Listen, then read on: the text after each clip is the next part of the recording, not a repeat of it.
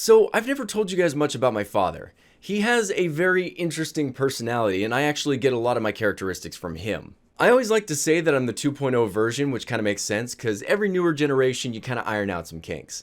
But either way, this one day, my father calls me up, and he says, "Hey, bud, hey, I need you to take me into town." Now, at this point in time, my father had gotten his license revoked a few years back, and he never believed in going and getting a new one. "The government doesn't deserve my money. They took my license from me. They can suck it." Is something kind of what you would hear him saying, except for a little more aggressive and a tidbit more vulgar. So either way, I get a phone call and I put it up to my ear. I was like, "What's going on, Dad?" He goes, "Well, I need to go out into town. I need to get some clam chowder." And I was like, "Clam chowder, huh?" He's like, "Yeah, I've been really craving it. I'm really, I want to go to the store, but I don't have a ride, buddy. So can you come get me?" And I was like, "Yeah, okay, not a problem, Dad. I'll be there in maybe 20 or so minutes." He's like, "Okay, I'll see you then." Now, my father on the other end of this line sounded as though he was intoxicated. He does tend to drink a lot, and I was a little hesitant about going over there because he's a bit of a handful to deal with when he's drunk. My dad at the time had also been taking pain medication called Gabapentin, and this stuff screwed with his mind, and I don't know if it was the Gabapentin itself or if it was consuming it with alcohol is what caused it, but he would call me up and he'd be like, "Barry, goddammit, I'm pissed off." And I'm like, "Well, what's going on, Dad?" He's like, "There are aliens out there. They've got this advanced technology, and they're not coming down and helping people." I'm sitting there like, "What are you talking about?" He's like, "Man, they could come down, they could fix people's disabilities. We got people who are starving. We got people who need money. They could fix all that, and they don't give a shit." And I'm like, "Okay, Dad, I'm going to go watch this documentary on aliens to kind of catch up with what you're talking about." He's like, "Yeah, you do that." I'm like, "All right." See, my father sober has a sliver of a filter, and that definitely goes away as soon as he starts getting intoxicated. So, again, I didn't really want to go, but I was like, "Man, okay, my dad needs help. I'm going to drive over there." So I get over to his apartment and I knock on the door. No answer. I ring the doorbell a few times. No answer. I'm sitting there like, did he forget that he called me? I wonder if he called his brother and maybe has him coming over to pick him up. Maybe they're already in town. Okay, well, cool. I don't have to deal with this.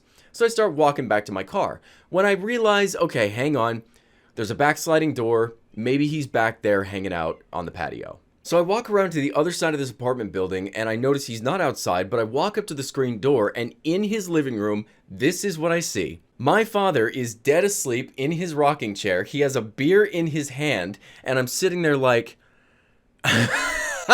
do I even wake him up? So I test the screen door and fortunately it opened right up. I walk in and I'm shaking him awake. I'm like, "Dad, hey, Dad, come on, man, wake up. We got to go into town, right? Come on, hey." Eventually, my father does wake up, and he's like, "Oh, hey, are you gonna come get me?" And I'm like, "Dad, I'm here." He's like, yeah, are you gonna come get me?" And I'm like, "Yeah, Dad, I'm gonna come get you." He's like, okay, let me go grab my coat." So my father gets himself up, walks over to the closet, and pulls out a coat. He then says, "Okay, hang on, buddy. I need a hat, too. It's hot outside. I'm gonna grab a hat." And I was like, "Okay." He closes the closet, which is where his hats are, walks over to the fridge, and grabs a beer. He sets the beer on the counter, walks back to the closet, takes his jacket off, puts it away, grabs a hat, and puts that on.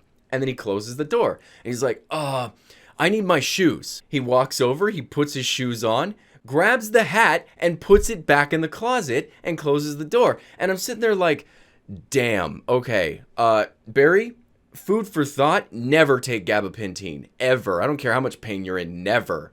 Now, my father did this cycle for about 30 minutes, and you're probably sitting there going like, "Well, Barry, why didn't you help him? Why didn't you say, 'Hey, Dad, let me take care of it'?" I tried. Every time I did, he would yell at me and say, "No, hey, I don't need that, I need this." And then he'd go back to the closet, undress himself, put something else on, and grab something else, and then do it over again. So I just went and sat down until he was ready. So eventually, he finally does get ready, and we walk over to my truck, and I start heading into town. I said, "Okay, Dad, so where are we going? What store are we going to go get the clam chowder?" And he turns to me and he goes, Oh, no, hey, buddy, I lied." And I'm sitting there like, "You lied? What are you talking about?" He's like, I don't actually want clam chowder. I want to go get weed." I want to get me some bud. I'm sitting there like, well, why didn't you tell me that? He's like, well, I know you don't really like weed. I don't mean to lie to you. I just wanted to make sure you came out and helped me. And I know you don't like weed. Now, I never said I don't like weed. I'd helped my father get weed before. We'd gone to the dispensary before. And yeah, at the time, I didn't smoke weed. I didn't like it. I had a stigma about it, but I wasn't going to be upset if he wanted weed, you know? So it's just like, Dad, that's not a problem. We can go to the dispensary. He's like, man, thank you so much, buddy. You have no idea how much this helps me. You know, it's better than this Gabapentin shit for my pain. And I'm like, well, yeah, all right, well, let's go.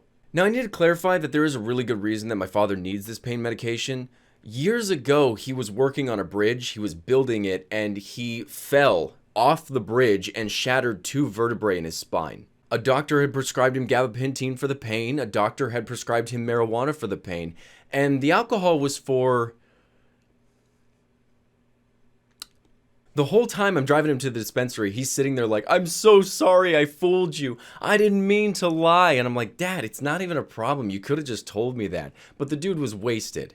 We finally get to the dispensary. It's an in and out thing really quick, and we drive back towards his house. And he's apologizing profusely again the entire time. I'm so sorry I fooled you. You know, I didn't mean to lie. I'm never going to do that to you again, buddy. And I'm like, dude, you're good. Don't even worry about it. I'm just glad I'm able to help you. Now, I say he apologized the whole time. That's not exactly true. Anytime we pulled past a cop, he would roll the window down and scream, pig!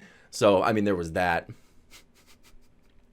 So I finally get him back to his place, I give him a hug, and I tell him, hey, Dad, you have a good night. He holds up the bag of weed and he goes, I will now, and he walks inside. So I'm driving back home, I finally get back home, and right as I'm opening up my door, I get a phone call from my father. I was like, you know what? No, I am not answering this. I don't know what it is, but I know where he's at right now mentally. I just don't want to deal with it. So I walk back inside and I go sit down, and I notice that I got a new voicemail. I open the voicemail and it says, hey, Barry, you gotta come back. We never went to the store and got our clam chowder.